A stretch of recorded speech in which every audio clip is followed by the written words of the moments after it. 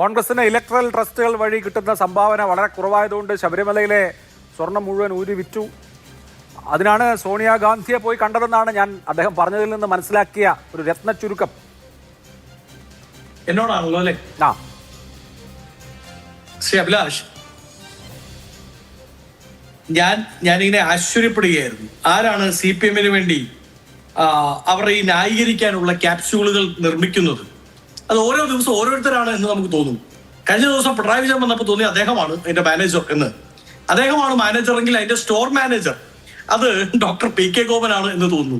കനകോലു മുതൽ അൻവർ വരെ ഈ കേസിൽ പ്രതി ചേർക്കപ്പെടുകയാണ്. ഇനി അദ്ദേഹം പറയാനുള്ളത് എനിക്കൊന്നു വരും ദിവസങ്ങളിൽ അദ്ദേഹം മൊസാദിനെ കൂടി ഇത് ഉൾപ്പെടുത്തിയാൽ മതി. മൊസാദിന്റെ ഒരു പ്രത്യേക ഏജൻസിയും ലോകത്തിലുള്ള ഒരേ ഒരു കമ്മ്യൂണിസ്റ്റ് ഗവൺമെന്റിനെ തകർക്കുക എന്ന ലക്ഷ്യത്തോടു കൂടി മൊസാദ് അല്ലെങ്കിൽ CIA നേരിട്ടിടപെട്ട് ശബരിമലയിൽ പിണറായി വിജയൻ ഗവൺമെന്റിന്റെ ഇടയിൽ മൊസാദിന്റെ ഏജൻസിനെ ഏർപ്പെടുത്തി. ഏജന്റായ Padmakumar, agent P Padmakumar, agent V Vasu അടക്കമുള്ള 2 ഏജന്റുമാരെ റിക്രൂട്ട് ചെയ്ത് അവര് വഴി ഇവിടത്തെ സ്വർണം കടത്തിക്കൊണ്ടുപോയി. അവരുടെ ലക്ഷ്യം എന്താണ്? ആത്യന്തികമായി ലോകക്രമത്തിൽ പുതിയ ലോകക്രമം ഉണ്ടാക്കുന്നതിന്റെ ഭാഗമായി ആ ലോകക്രമത്തിന്റെ ഭാഗമായിട്ടുള്ള ഒരേ ഒരു കമ്മ്യൂണിസ്റ്റ് ഗവൺമെന്റിനെ താഴെ ഇറക്കുക എന്നുള്ളതാണ് ആത്യന്തികമായ ലക്ഷ്യം. അതിനുവേണ്ടി മൊസാദാണ് ഈ പണി ചെയ്തത് എന്ന് പറഞ്ഞാൽ മതി.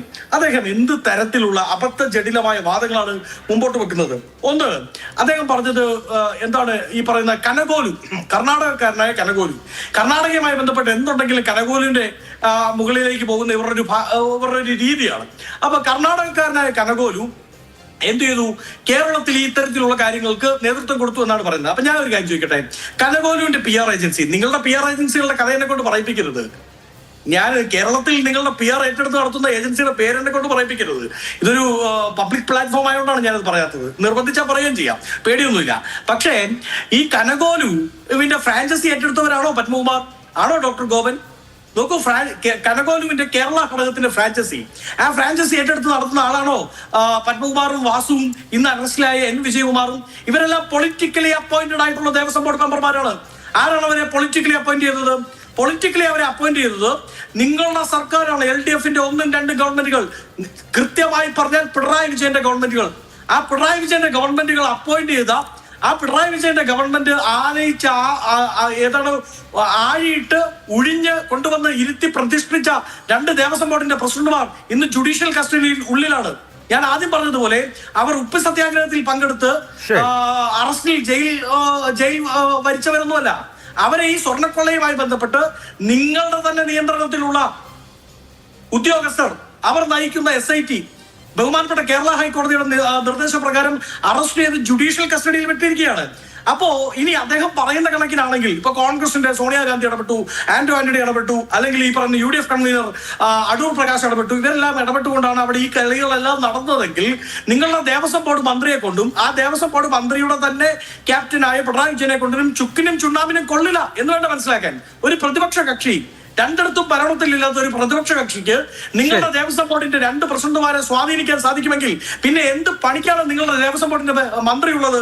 പിന്നീട് അദ്ദേഹം വലിയൊരു മണ്ടത്തരം പറഞ്ഞു, വലിയൊരു അബദ്ധം പറഞ്ഞു. പക്ഷെ അത് മണ്ടത്തരമല്ല, ബോധപൂർവം ഇവർ പറഞ്ഞുകൊണ്ടിരിക്കുന്നതാണ്. അതായത് തന്ത്രിമാരിലേക്ക് കേസ് കൊണ്ടുപോകാനാണ് അദ്ദേഹം പറഞ്ഞത്.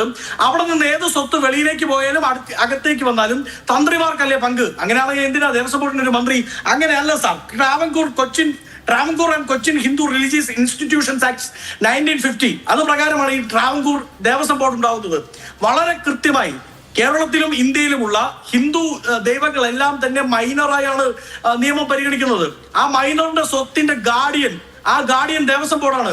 അതായത് ആ ശബരിമലയിൽ എന്നുള്ളത് മാത്രമല്ല, ദേവസ്വം ബോർഡിന്റെ കീഴിലുള്ള ഏതെങ്കിലും ഒരു അമ്പലത്തിന്റെ പറമ്പിലെ കൊട്ടത്തേങ്ങ വെളിയിലേക്ക് പോയാലും അതിന്റെ ഉത്തരവാദി ആ ദൈവത്തിന്റെ, ആ മൈനറായ ഡെയിറ്റിയുടെ ഗാർഡിയനായ പേരന്റായ ദേവസ്വം ബോർഡാണ് ഉത്തരം പറയേണ്ടത്. ദേവസ്വം ബോർഡാണ് അതിന്റെ ഗാർഡിയൻ. ദേവസ്വം ബോർഡാണ് ഭക്തവിശ്വാസികളോട് ഇതാ ഈ കൊട്ടത്തേങ്ങ ഒരു കള്ളൻ അടിച്ചുകൊണ്ട് പോയി, അതിന്റെ ഉത്തരവാദിത്വം പറയേണ്ടതുണ്ടെങ്കിൽ പറയേണ്ടത് ദേവസ്വം ബോർഡാണ്. അപ്പൊ ഇങ്ങനെ കുറെ മൊസാദിനെ അല്ലെങ്കിൽ റോയെ, CIA, കനകോലുവിനെ ഒക്കെ ഇതിലേക്ക് പിടിച്ചിട്ട് രക്ഷപ്പെടാമെന്നുള്ളത് രാഷ്ട്രീയമാണെന്നുള്ളതാണ് കോൺഗ്രസിന്റെ ടേക്ക്.